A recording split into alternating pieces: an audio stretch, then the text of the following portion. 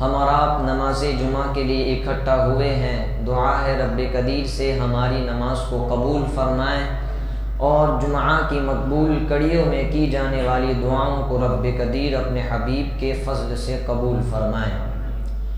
اللہ تعالیٰ کا بے پناہ احسان اور اس کا شکر عظیم ہے کہ اس نے ہم گنہگاروں کو رمضان المبارک کا پہلا جمعہ عطا فرمایا۔ رمضان کے پہلے جمعے کی بہت فضیلت ہے، احادیث مبارکہ میں بہت ساری فضیلتیں بیان ہوئی ہے، اور رمضان المبارک کا پہلا عشرہ رحمت ہمارے قریب سے بڑی تیزی کے ساتھ گزر رہا ہے۔ ہمیں چاہیے کہ ہم عشرہ رحمت کو غنیمت سمجھتے ہوئے اس میں اللہ کی رحمتوں کو حاصل کرنے کی سعی کریں۔ 3 رمضان المبارک کو شہزادی رسول ام حسنین کریمین زوجہ فاتح خیبر حضرت سیدنا فاطمہ الزہرا رضی اللہ تعالی عنہا کا یوم وصال ہے۔ تو اس مناسبت سے ان کی سیرت کے حوالے سے کچھ پہلو آپ حضرات کی بارگاہ میں پیش کروں، اللہ ہمیں عمل کی توفیق عطا فرمائے۔ حضرت سیدہ فاطمہ الزہرا رضی اللہ تعالی عنہا یہ ہمارے آقا حضور نبی کریم صلی اللہ علیہ وسلم کی لاڈلی اور سب سے چھوٹی شہزادی ہے۔ آپ کا نام فاطمہ ہے، اور یہ فاطمہ نام کسی اور نے نہیں بلکہ اللہ رب العزت نے رکھا ہے۔ حضور حدیث مبارکہ میں ارشاد فرماتے ہیں کہ بے شک میری بیٹی کا نام اللہ نے فاطمہ رکھا ہے اور اس سے جہنم کو دور کر دیا ہے۔ ایک حدیث مبارکہ میں آقا ارشاد فرماتے ہیں کہ بے شک اللہ تعالیٰ نے میری بیٹی کا نام فاطمہ رکھا ہے اور اس کو اور فاطمہ سے محبت کرنے والوں کو جہنم سے آزادی دے دی ہے۔ حضرت سیدنا فاطمہ الزہرا رضی اللہ تعالی عنہا کا بچپن اور ان کی زندگی کا ہر لمحہ انتہائی پاکیزہ تھا۔ ان کا بچپن اور ان کی زندگی کا لمحہ لمحہ حضور نبی کریم صلی اللہ علیہ وسلم اور ام المؤمنین سیدہ خدیجہ الکبریٰ کی آغوش رحمت میں گزرا تھا۔ حضرت سیدنا فاطمہ الزہرا رضی اللہ تعالی عنہا اپنے والدین سے دن رات پاکیزہ الفاظ میں پاکیزہ اقوال سنا کرتی تھی۔ حضرت سیدہ فاطمہ کا جو اخلاق ہے، ان کا جو کردار ہے، ان کی گفتار، ان کی حرکات و سکنات یہ حضور علیہ السلام کی مشابہ تھی، حضور علیہ السلام کی طرح تھی۔ سیدہ فاطمہ الزہرا رضی اللہ تعالی عنہا کے جو فضائل ہے وہ آسمان کے ستاروں کے طرح ہے۔ احادیث مبارکہ میں بہت ساری فضیلتیں ان کے مناقب میں بیان ہوئی ہے۔ بخاری شریف کی حدیث ہے، اللہ کے رسول علیہ السلام ارشاد فرماتے ہیں کہ فاطمہ میرے جسم کا ٹکڑا ہے، فاطمہ کو جو چیز بری لگتی ہے وہ چیز مجھے بھی بری لگتی ہے، اور جس چیز سے فاطمہ کو تکلیف پہنچتی ہے وہ چیز مجھے بھی تکلیف پہنچاتی ہے۔ آپ دیکھیں اللہ نے سیدہ فاطمہ الزہرا کو کیا شان عطا فرمائی۔ ام المؤمنین سیدہ خدیجہ الکبریٰ رضی اللہ تعالی عنہا نے ایک دن حضور علیہ السلام کی خدمت میں جنت کے پھل دیکھنے کی خواہش ظاہر کی، تو حضرت جبریل علیہ السلام 2 سیب فوراً جنت سے لے کر کے سرکار کی خدمت میں تشریف لائے، اور حضور سے ارشاد فرمایا، اے اللہ کے نبی، اللہ ارشاد فرماتا ہے کہ ایک سیب آپ کھائیں اور ایک سیب سیدہ خدیجہ کو کھلائیں۔ اور کھانے کے بعد حق زوجیت ادا کرے یعنی صحبت کرے، اللہ فرماتا ہے اس سے میں تم دونوں کو فاطمہ عطا کروں گا، اس سے میں تمہارے اندر فاطمہ کو پیدا کروں گا۔ سیدہ خدیجۃ الکبریٰ فرماتی ہے کہ جب کفار مکہ نے حضور سے دلیل مانگی کہ آپ اگر اللہ کے نبی ہیں تو پھر چاند کے ٹکڑے کر کے ہم کو بتائیں، سیدہ خدیجۃ الکبریٰ فرماتی ہے ان دنوں سیدہ فاطمہ میرے شکم اطہر میں تھی اور میں نے کہا کہ کتنے بدبخت ہیں وہ لوگ جو ہمارے نبی کو جھٹلاتے ہیں، حالانکہ ہمارے نبی تو سچے نبی ہے، ہمارے نبی تو سچے رسول ہے۔ اتنا کہہ کر کے میں چپ ہوئی تو میرے شکم اطہر سے فاطمہ نے صدا لگائی کہ امی جان آپ فکر نہ کرے، آپ ڈرے نہیں، اللہ تبارک و تعالی ابو جان کے ساتھ ہے۔ اور جب سیدہ فاطمہ کی ولادت ہوئی تو آپ کی ولادت سے تمام فضائیں اور تمام ہوائیں آپ کے مبارک نور والے چہرے سے منور ہو گئی۔ حضرت فاطمہ الزہرا رضی اللہ تعالی عنہا کے بے شمار فضائل بیان ہوئے ہیں، اور سیدہ عائشہ صدیقہ فرماتی ہے کہ سیدہ فاطمہ گفتار و کردار میں، اٹھنے بیٹھنے میں، چلنے پھرنے میں یہ حضور کی طرح تھی، حضور کے مشابہ تھی۔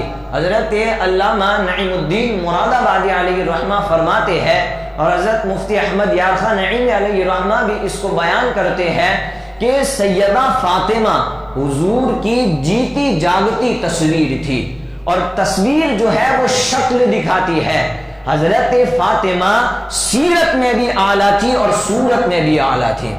اللہ نے سیدہ کو کیا مقام اور کیا مرتبہ عطا فرمایا ہے، آپ دیکھیں۔ حضرت ام ایمن یہ صحابیہ ہے، اور ہمارے نبی کے والد حضرت عبداللہ رضی اللہ تعالی عنہ کی یہ کنیز تھی۔ جب ہمارے نبی کے والد کا وصال ہوا تو بطور وراثت ام ایمن ہمارے حضور کی خدمت میں آئی، اور ام ایمن نے حضور کے بچپن میں حضور کی بہت خدمت کی تھی، جس کی وجہ سے حضور اکثر فرمایا کرتے تھے کہ یہ ام ایمن میری دوسری ماں ہے۔ ام ایمن رضی اللہ تعالی عنہا فرماتی ہے کہ ایک مرتبہ بہت سخت گرمی تھی، رمضان المبارک کا مہینہ تھا، اور کڑکتی ہوئی دوپہر کی دھوپ تھی۔ میں سیدہ فاطمہ الزہرا رضی اللہ تعالی عنہا کی گھر تشریف لے گئی تو ان کے گھر کا دروازہ بند تھا، اور اندر سے چکی کے چلنے کی آواز آ رہی تھی۔ پہلے دور میں دانے پیس کر کے آٹا بنانے کے لیے پتھر کی چکی ہوا کرتی تھی، اور اس کو ہاتھ سے چلایا جاتا تھا۔ تو میں جب سیدہ کے گھر گئی تو ان کا دروازہ بند تھا۔ اب چونکہ چکی چلنے کی آواز آئی تو اس کا مطلب یہ تھا کہ سیدہ اندر موجود ہے اور چکی چلا رہی ہے، لیکن وہاں معاملہ کچھ عجیب تھا، کیونکہ سیدہ کے گھر کا جو دروازہ تھا ان دروازوں کے اندر دراڑیں پڑی ہوئی تھی، اور جب میری نگاہ ان دراڑوں سے سیدہ کے گھر میں گئی تو میں وہ منظر دیکھ کر کے حیران ہو گئی۔ میں کیا دیکھتی ہوں کہ چکی چل رہی ہے، دانے پیسے جا رہے ہیں، اور جھولے کے اندر حسنین یعنی امام حسن و امام حسین آرام فرما ہے، اور جھولا بھی ہل رہا ہے، اور سیدہ فاطمہ چکی کے قریب ہی آرام فرما رہی ہے اور سو رہی ہے۔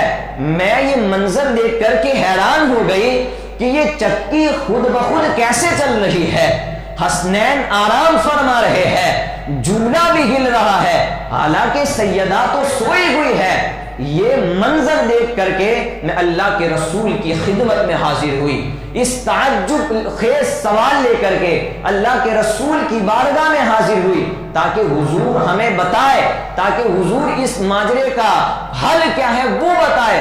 تو ایمن فرماتی ہے میں نے حضور سے عرض کی یا رسول اللہ بات کیا ہے؟ سیدہ سوئی ہوئی ہے، چکی خود بخود چل رہی ہے، دانے خود بخود پیسے جا رہے ہیں اور جھولے میں حسنین کریمین کا جھولا بھی جھلایا جا رہا ہے، آخر بات کیا ہے؟ تو حضور نے ارشاد فرمایا اے ایمن رمضان المبارک کا مہینہ ہے اور سخت گرمی ہے، میری بیٹی فاطمہ نے روزہ بھی رکھا ہے اور جو ہے اللہ تبارک و تعالی نے اس کی تھکن کو دور کرنے کے لیے فاطمہ پر نیند کا غلبہ طاری کر دیا اور آسمان سے فرشتوں کو فاطمہ کے گھر بھیجا تاکہ فاطمہ کی چکی بھی چلائے اور حسنین کا جھولا بھی جھلائے۔ یہ مقام اللہ نے سیدہ فاطمہ کو عطا فرمایا ہے۔ سیدہ فاطمہ کے جو اوصاف ہے وہ اس کا احاطہ ہم نہیں کر سکتے، لیکن ان کے اندر جو ایک خاص وصف تھا میں آج آپ کو بتاؤں گا۔ سیدہ کے اندر جو خاص وصف تھا وہ فقر کا وصف تھا۔ آج عمومی طور پر ہمارے اندر جب لفظ فقر بولا جاتا ہے تو اس سے مراد غریبی، فقیری اور مفلسی مراد لیا جاتا ہے۔ یاد رکھے معاذ اللہ حضرت سیدہ فاطمہ اس معنی کے اندر فقیر نہیں تھی، لہذا اس معنی کے اندر تو سیدہ جیسا کوئی مالدار ہی نہیں، کیونکہ سیدہ فاطمہ الزہرا کے جو والد ہے وہ تو جنت کے مالک ہے۔ آج کسی کی بیٹی کو یہ کہنے کا حق ہے کہ جنت میرے باپ کی ہے، یہ حق صرف سیدہ فاطمہ کو ہے کہ وہ کہے کہ جنت میرے باپ کی ہے، اور کوئی مانے یا نہ مانے پوری کائنات جو کھا رہی ہے وہ پنجتن کا صدقہ کھا رہی ہے، پنجتن کا صدقہ کھا رہی ہے۔ تو جو ہے ان کی فضائل بیان کرتے ہوئے ارشاد فرمایا کہ سیدہ فاطمہ کے اندر جو وصف تھا وہ فقر کا وصف تھا۔ اب جو ہے صوفیاء کرام اس کی تشریح فرماتے ہیں کہ فقر کہتے کسے ہے، تو فرماتے ہیں کہ اللہ تبارک و تعالیٰ کے علاوہ تمام چیزوں سے بے نیاز ہو جانا یہ فقر ہے۔ یہ وصف سیدہ فاطمہ کے اندر تھا۔ حضرت ابو بکر شبلی علیہ الرحمہ ارشاد فرماتے ہیں کہ اگر کسی شخص کو اللہ تبارک و تعالیٰ دنیا کی تمام دولتیں دے دے اور وہ تمام دولتیں ایک ہی دن کے اندر صدقہ کر دے اور پھر صدقہ کرنے کے بعد اس کے دل میں یہ خیال آئے کہ کاش میں تھوڑا مال رکھ لیتا تو میرے لیے کافی ہوتا، تو صوفیہ فرماتے ہیں کہ یہ فقر نہیں ہے۔ حضرت ابو علی دقاق علیہ الرحمہ ان کے پاس ایک حقیقی فقیر آیا، تو وہ فقیر جو آیا اس نے ٹاٹ کا لباس پہنا ہوا تھا۔ اب جو ہے حضرت ابو علی دقاق کے شاگرد نے ایسے ہی خوش طبعی کے انداز میں ان سے پوچھا کہ یہ ٹاٹ کا لباس تم نے کتنے میں خریدا؟ تو اب اس حقیقی فقیر کا جواب سنیں کہ اصل فقر کیا ہے۔ اس حقیقی فقیر نے جواب دیا کہ اس ٹاٹ کے لباس کو میں نے دنیا بیچ کر کے خریدا ہے، میں نے دنیا بیچ کر کے خریدا ہے، اور اگر تم اس کے بدلے میں مجھے آخرت کا بدلہ بھی دو گے تب بھی میں اس لباس کو اب نہیں بیچوں گا۔ یعنی اس کا کہنا یہ تھا حقیقی فقیر کا کہ یہ جو لباس میں نے پہنا ہوا ہے اللہ کی رضا کے لیے پہنا ہوا ہے، اب اس سے مجھے دنیا بھی مل جائے یا جنت کی نعمتیں بھی مل جائے تب بھی اس لباس کو اب میں فروخت نہیں کروں گا، کیونکہ جنت بھی اگر ملے گی تو اللہ کی رضا سے ملے گی۔ یہ اصل فقر ہے، اور یہ اصل فقر حضرت سلطان باہو فرماتے ہیں کہ سیدہ خاتون جنت کے اندر موجود تھا۔ آج ہمارے اندر اور ہمارے گھر کی عورتوں کے اندر یہ وصف موجود نہیں ہے۔ اگر صوفیہ فرماتے ہیں کہ اگر یہ وصف کسی انسان کے اندر آ جاتا ہے تو پھر انسان کے دل کے اندر مسلمانوں کی خیر خواہی کا جذبہ پیدا ہوتا ہے۔ وہ وصف اگر کسی انسان کے اندر آ جاتا ہے تو پھر قوم مسلم کے لیے تڑپ پیدا ہوتی ہے، قوم مسلم کے لیے درد پیدا ہوتا ہے، اور یہ وصف سیدہ میں موجود تھا۔ اور امام حسن مجتبی فرماتے ہیں کہ میں نے اپنی والدہ کو دیکھا کہ والدہ رات رات بھر مسلمان مردوں کے لیے اور مسلمان عورتوں کے لیے دعائیں کیا کرتی تھی، اور جب میں ان سے کہتا امی جان آپ اپنے لیے کچھ نہیں مانگتی، مسلمانوں کے لیے اور ان کی عورتوں کے لیے مانگتی ہو، تو سیدہ جواب دیتی الجوار ثم الدار، فرماتے پہلے پڑوسی اور پھر گھر والے۔ یہ وصف سیدہ فاطمہ کے اندر موجود تھا۔ سیدہ فاطمہ کی سیرت روشن مستقبل کی ضمانت ہے۔ اگر آج ہماری گھر کی عورتیں سچے طور پر سیدہ فاطمہ کی کنیزیں بن جائے تو ایک نیا معاشرہ وجود میں آئے گا۔ ہم اپنی گھر کی عورتوں کو سیدہ فاطمہ الزہرا کے سیرت کے اہم پہلو جا کر کے بتائیں کہ سیدہ اپنے شوہر کی احترام کیسا کیا کرتی تھی، سیدہ فاطمہ الزہرا جو ہے وہ گھر کے کام کاج کی کیسے کیا کرتی تھی، سیدہ فاطمہ کے اندر قرآن کی تلاوت کا کیسا شوق اور جذبہ تھا۔ فرمایا گیا کہ سیدہ فاطمہ جب کھانا بناتی تھی تو ان کے لبوں سے قرآن کے نغموں کی صدائیں آتی تھی۔ سیدہ فاطمہ کو ایسے تلاوت قرآن کا شوق تھا۔ سیدہ فاطمہ کے اندر کیسی عاجز و انکساری تھی، ان کا زہد، ان کی پرہیزگاری، ان کا تقوی اور ان کا پردہ ہم اپنی گھر کی عورتوں کو جا کر کے بتائے ان کا پردہ کتنا اعلیٰ تھا۔ فرمایا گیا کہ آسمان نے کبھی بھی فاطمہ کے ایک بال کو بھی نہیں دیکھا۔ حضرت فاطمہ نے اپنے ظاہری زندگی کے اندر تو پردہ کیا ہی، لیکن جب وفات کے بعد بھی سیدہ فاطمہ نے پردہ کیا۔ فرمایا کہ جب میرے جنازے کو لے جایا جائے تو رات کے اندھیرے میں لے جایا جائے تاکہ کوئی غیر مرد دیکھ نہ سکے۔ یہ سیدہ فاطمہ کا پردہ ہے۔ ہم اپنے گھر کی عورتوں کو جا کر کے اس کی تربیت دے۔ سیدہ خاتون جنت کی جو سیرت ہے اور ان کی جو کردار ہے یقیناً ہمارے معاشرے کے لیے کافی ہے۔ یقیناً ایک معاشرہ اگر سدھرتا ہے تو ایک عورت کی وجہ سے سدھرتا ہے۔ اگر گھر کی ایک عورت سدھر گئی تو پھر سمجھو سارا گھر سدھر گیا۔ لیکن آج ہماری عورتوں کا حال بدتر سے بدتر ہوتا جا رہا ہے۔ یہودی اور عیسائیوں نے ہماری قوم کی بیٹیوں کے ہاتھوں کے اندر غلاظتیں دے دی ہے، ان کے لیے بے پردگی کی راہیں ہموار کر دی ہے اور ان کو غلاظتوں کے اندر ڈال دیا ہے۔ آج قوم مسلم کی بیٹیاں دن بدن پستی کی طرف جا رہی ہے۔ بلکہ میں آپ کو بتاؤں حالات کیا ہے۔ ابھی چند دنوں پہلے ٹویٹر پر ایک پوسٹ آئی تھی، ایک صاحب کا کہنا ہے کہ میری ایک شخص سے ملاقات ہوئی اور اس کی ملاقات نے مجھے اندر سے جھنجھوڑ کر کے رکھ دیا۔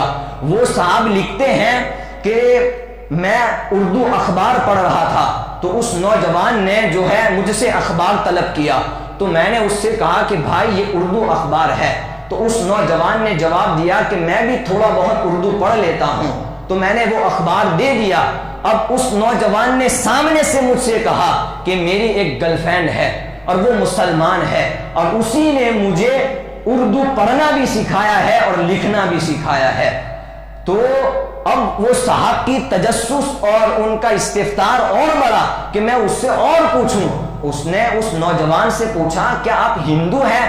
تو وہ سوچنے لگا، پھر اس نے تھوڑی دیر کے بعد جواب دیا کہ میں خاندانی طور پر ہندو ہوں اور نظریاتی طور پر ناستک ہوں، لیکن اب جو ہے میں مسلمان بننا چاہتا ہوں۔ تو اس صاحب نے اس سے پوچھا کہ کیا آپ اپنی مرضی سے مسلمان بننا چاہتے ہیں یا پھر آپ کی گرل فرینڈ کا حکم ہے؟ تو اس نوجوان نے کہا کہ اس نے کبھی بھی مجھ سے یہ حکم نہیں دیا، بلکہ ہاں وہ مجھے اسلام کے بارے میں بتاتی تھی لیکن میں اپنی مرضی سے مسلمان ہونا چاہتا ہوں۔ اس کے بعد وہ صاحب لکھتے ہیں کہ اس کے بعد جو اس نے جو داستان سنائی اس کی داستان نے مجھے اندر سے جھنجھوڑ کر کے رکھ دیا۔ آپ سنیں اس اس نوجوان نے اپنی داستان سناتے ہوئے کہا کہ میں کانپور کا رہنے والا ہوں اور میں اسلام کے متعلق جاننا چاہتا ہوں کہ اسلام کیا ہے، مگر میں یہ خواہش برملا نہیں کہہ سکتا کیونکہ میری سماج والے مجھے چھوڑیں گے نہیں۔ اس نوجوان نے لکھتے ہوئے کہا کہ آج اتر پردیش کے حالات دن بدن بدلتے جا رہے ہیں، نئے حکومت کے قائم ہونے سے پہلے ایسی تنظیمیں بن چکی ہے، مثال کے طور پر بجرنگ دل اور بھی بہت ساری تنظیموں کے نام اس کے اندر لکھے ہوئے تھے۔ اس نوجوان نے اس صاحب سے کہا کہ انہوں نے ایسی تنظیمیں بنائی ہے اور ان کا ٹارگٹ صرف قوم مسلم کی بیٹیاں ہیں، ان کا ٹارگٹ مسلمانوں کی عورتیں ہیں اور ان مسلمانوں کو ٹارگٹ بنا کر کے ان کی عورتوں کے دماغ سے، ان کی عورتوں کے دلوں سے دین کو بدزن کرنا چاہتے ہیں۔ اس نوجوان نے کہا کہ ایسی تنظیمیں اور ایسے نوجوانوں کو ٹریننگ دی جاتی ہے، خاص طور سے ان ہندو نوجوانوں کو خاص طور سے اردو زبان کی ٹریننگ دی جاتی ہے تاکہ قوم مسلم کی عورتیں ان سے متاثر ہو سکے، اور عورت کی فطرت کے اندر جلدی متاثر ہونا رکھا گیا ہے۔